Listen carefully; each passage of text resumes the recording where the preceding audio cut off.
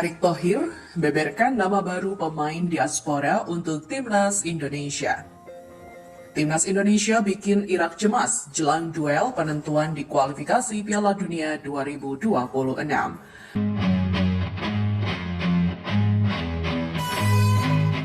Ketua Umum PSSI Erick Thohir mengungkapkan bahwa ia baru saja bertemu dengan Menteri Hukum Supratman Andi Aktas untuk membahas beberapa nama baru pemain keturunan yang disiapkan untuk menjalani proses naturalisasi.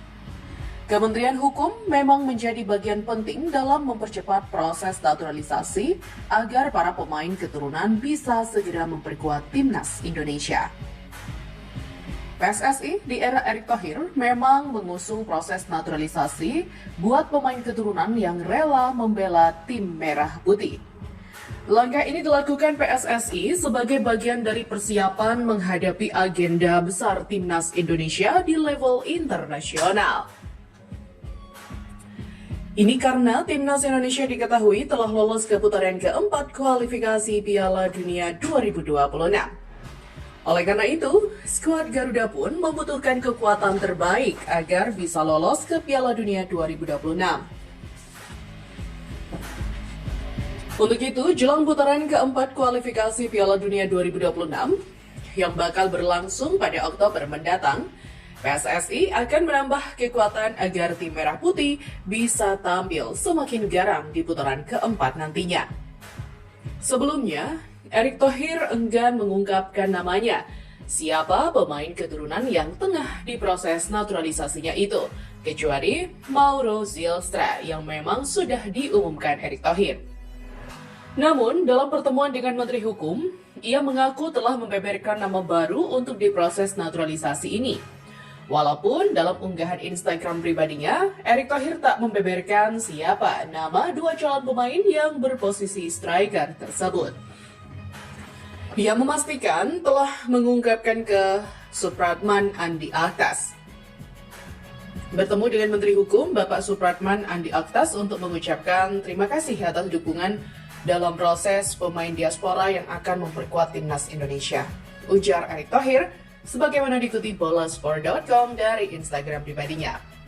Kami juga menyampaikan beberapa nama baru, sekaligus mengkonsultasikan agar bisa menjalani proses pengambilan sumpah sebagai WNI untuk memperkuat Timnas Indonesia, ucapnya. Beralih pada berita selanjutnya, performa impresif Timnas Indonesia dalam beberapa tahun terakhir mulai membuat publik Irak cemas. Lawan yang sebelumnya dianggap remeh, kini menjelma menjadi ancaman serius di putaran keempat kualifikasi Piala Dunia 2026 zona Asia. Mantan pemain Timnas Irak, Haitham Khadim, secara terbuka mengungkapkan kekhawatirannya terhadap perkembangan pesat skuad Garuda. Dalam wawancara dengan media Win-Win, ia menekankan bahwa Indonesia bukan lagi tim yang bisa dipandang sebelah mata.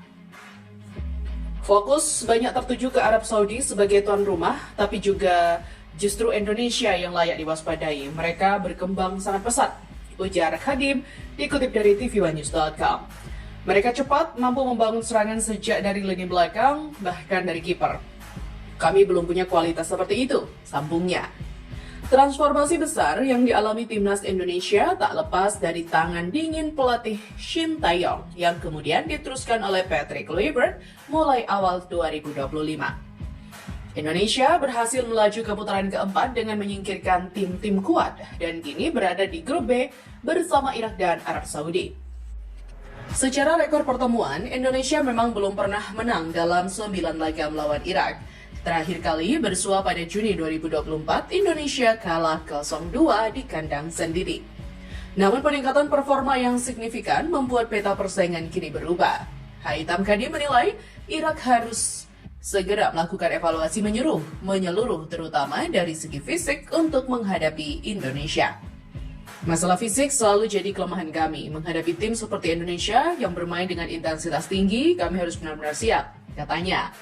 Laga penting antara Irak versus Indonesia akan digelar pada 11 Oktober 2025 di Jeddah, Arab Saudi.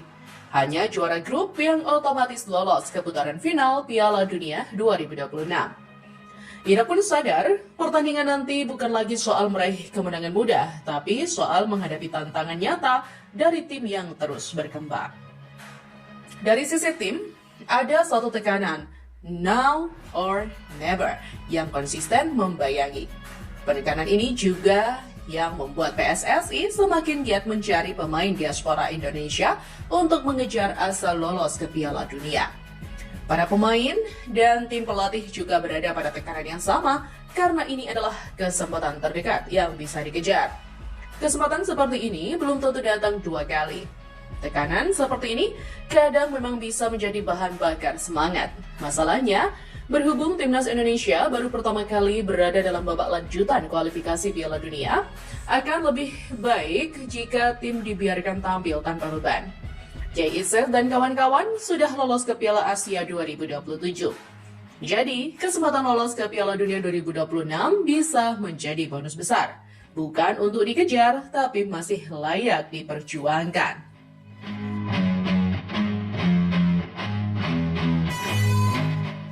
Soal lolos atau tidak, biarlah tim asuhan Patrick Kluivert bermain semaksimal mungkin, supaya apapun hasil di Arab Saudi nanti bisa diterima dengan baik. Lolos ke babak lanjut kualifikasi, apalagi lolos ke Piala Dunia, memang satu prestasi besar.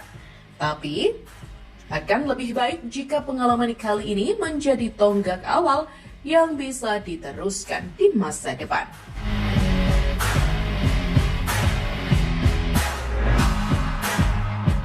Jangan sampai momen langka di kualifikasi Piala Dunia 2026 hanya menjadi satu momen yang berakhir seperti bintang jatuh, yang langsung terlupakan setelah berlalu, tapi menjadi titik awal sebuah garis perjalanan sang Garuda dari Asia menuju tingkat dunia, bukan hanya di satu momen, tapi juga di kesempatan lainnya.